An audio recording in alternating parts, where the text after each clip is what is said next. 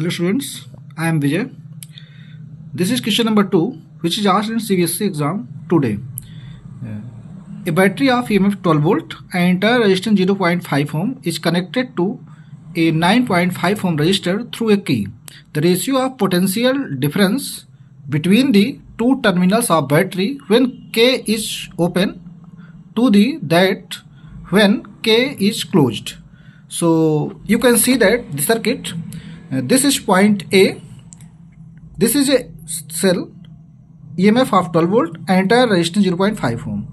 You have asked potential difference between A and B when circuit K is open and when circuit K is closed. This is star resistance 9.5 ohm.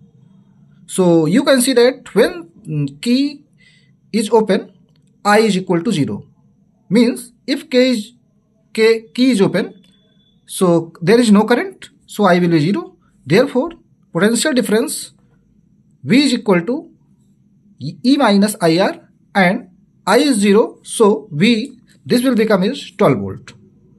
Now, in second case, when key is closed, I cannot be 0. And this current can be calculated by I is equal to E upon R plus R. So, E is 12 volt and R is 9.5 and small r is 0.5.